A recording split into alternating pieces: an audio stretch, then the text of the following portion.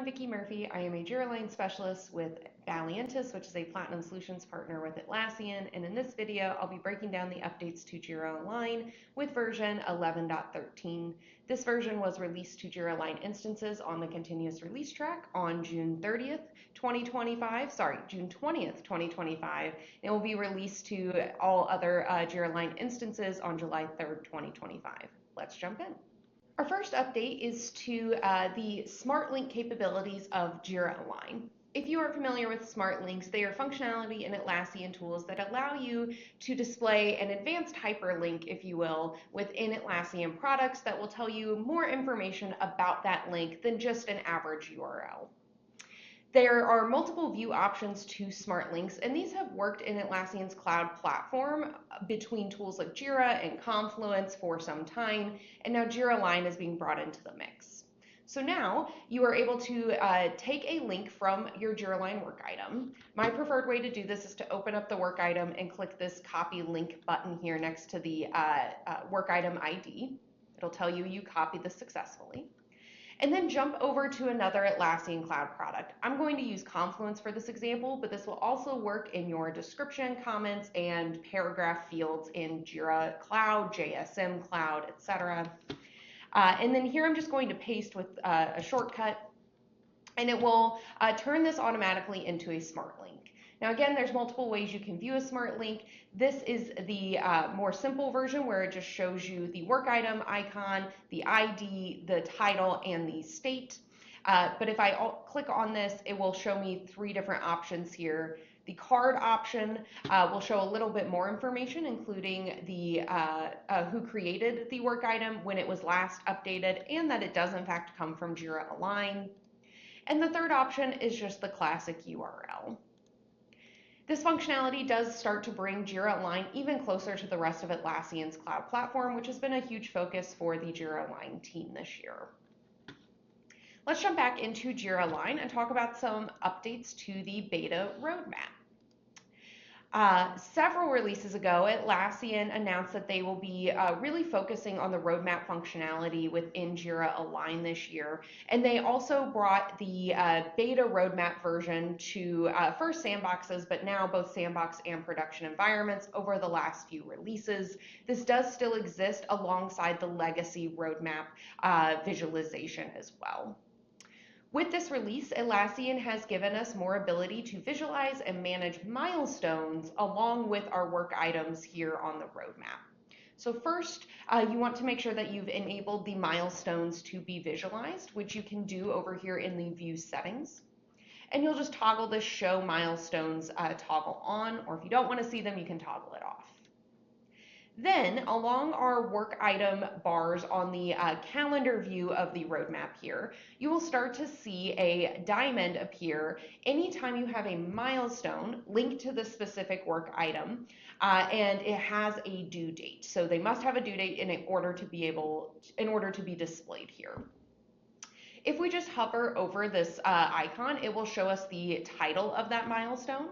If I click on it, it will actually show me more information, including the start date and due date, the category, as well as the status of it here. And I can also click Edit Milestones, and this will open up the details panel of that work item directly to the Milestones tab, and it will show me any and all of the milestones linked to this work item. I also want to show up here in the top row, you'll notice that there doesn't necessarily have to be a duration bar on the roadmap in order for us to visualize the milestones. These can exist before or after the start and end date of our work item. This is a great indicator for a potential planning error that we might need to go in and fix. And I also want to show that if you have multiple milestones that appear at the same due date, they will appear like this with a little number next to them. And if you click on it, you will see both or all milestones that are attached to that specific due date. All right, next we're going to jump over to our dependencies. Let me go to more items and dependencies here. Atlassian has added 3 new fields for our dependency work items. So if we go ahead and open this up, starting off with our owner and requester fields, which will appear right under the program increment field. These will both allow you to select individual Jira Align users to be the individual owner and requester of this dependency. We do still have the requesting and depends on fields that more represent the overall team or potentially program or even external entity that is requesting and completing this dependency, but we can get even more granular with the owner and requester fields now. Additionally, we have a new notify field here. Here you are able to add in, again, Jira Align users to be notified anytime this dependency is created or updated, just giving you even more ability to follow along with dependencies and update the correct stakeholders. Additionally, if we close out of this, on the dependency grid here, you are able to visualize all of those fields under the column shown. So we can add that in as a column in our grid, and you can also filter by these on the apply filter screen as well. Next, let's jump over to the status reports. Scroll down here. The status reports is a report that really helps us visualize our epics and a lot of information. Some of these fields are specific to the status report visualization, and some of these are, or a majority of these are just from our work items themselves. Now, when we open up or do a deep dive into a specific epic by clicking on it here, the description field will display the rich text that is now available on new epics that you create as of, I believe it was about 2 releases ago. And let's go ahead and jump down to the program tier, and we're going to take a look at our release vehicles. Release vehicles, you may also refer to these as fixed versions. And what we now have is a new summary field here, essentially a description field for these release vehicles, and it does also have the rich text editing capabilities to allow you to provide even more information about your release vehicles. And additionally, at the bottom of the details panel here, Atlassian has surfaced the created date field for these release vehicles as well. And we're now going to jump into the administration panel and talk a bit about sprint syncing. Atlassian has provided a new option for syncing sprints between Jira and Jira Align based on their end date. I'm going to first show you where the new setting is, and then we'll jump into the slides to walk through the explanation of what options you now have. So I'm here in the admin screen, and I'm going to go to Jira Settings. And then I will go to Jira Setup tab here. And then I'm going to look for the sprint mapping logic field. I like to go ahead and do a little Control F here to find it quickly. It's about midway down the screen. Here we have a new setting called sprint mapping logic, and we have 2 options available in this setting: map sprints based on their board order or map sprints based on their end dates. I'm going to jump over to the slide where I have it written out what impact these 2 options will have, and we'll walk through them a little bit more.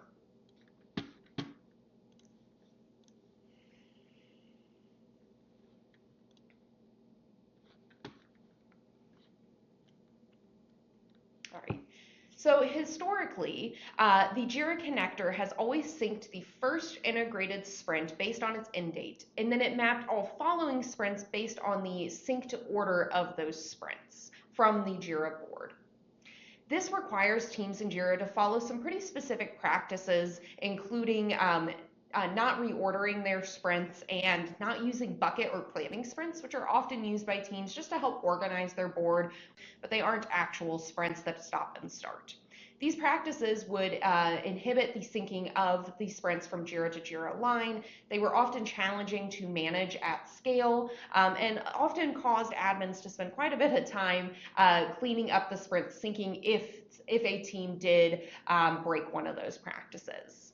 So to help address this challenge, Atlassian has introduced this new field, the sprint mapping logic field. And let's walk through the 2 options we now have available. So the first option, mapping sprints based on their board order. This is actually just the legacy mapping. This is what the default will be in your system. for any existing systems, and it will continue to map based on that board order, and users will continue to impact that sprint syncing if they reorder their sprints or use bucket sprints. The new option we have available is to map sprints based on their end date. This logic is going to use your Jira sprint mapping buffer days, which is a setting at the top of that Jira connector, to map the Jira sprint to the proper Jira Align anchor sprint, but it is only going to map sprints that have an end date. What this means is that teams will be able to reorder sprints on their board, and they can have sprints that do not have end dates, and they will not sync over to Jira Align, meaning they can use those bucket or planning sprints if they choose. And that will not impact the overall sprint syncing. One thing to be aware of before you change this setting is once you change to the mapping sprints based on their end date, that setting will actually be locked. Atlassian does believe that this new logic is an improved logic and will help ease the administration overhead of Jira Align. They do, in the release notes, state that they will be rolling this out for everyone eventually, but there is no known rollout date for that just yet. So we do encourage you to take any change management steps that you need and test out this new setting. We do think that you will find it is a better syncing logic than the legacy logic. All right. Let's go ahead and jump into a couple final updates. There is going to be some legacy functionality removal in this version for Jira Align Cloud instances with the legacy objective tree report and legacy objective details panel.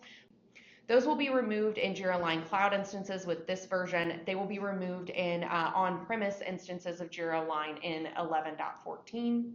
And lastly, the legacy team navigation and the setting to enable or disable it has been removed for all instances with this release as well. Additionally, in this release, Atlassian is going to be uninstalling the background service for connectors that are in an inactive state but have the background connector service running, or connectors that are not connected to Jira. If you aren't quite sure what we're referring to here, Jira Align is able to connect to multiple Jira instances. To do this, you have to have multiple connectors enabled. Atlassian found that several sites either had active connectors that were not actually connected to Jira Align, so they weren't pulling any data over, or the connectors were inactive but had some back-end components running. So Atlassian will be disabling these. This should not impact your end users, and we don't expect it to even impact administrators. If you need to enable one of those connectors again, all you have to do is reach out to Atlassian support and they will enable one for you. Also, an upcoming removal, Atlassian will be retiring their Jet for Jira app. It will first be moved to end of support on September 17th, 2025, with full removal planned for the end of 2025. This is in support of Atlassian's initiative to retire apps that are built on the Connect platform. Jet for Jira was a free app by Atlassian to help analyze your Jira instance before syncing it over to Jira Align. All right. And that is all for the release of version 11.13 to Jira Align. Thank you very much.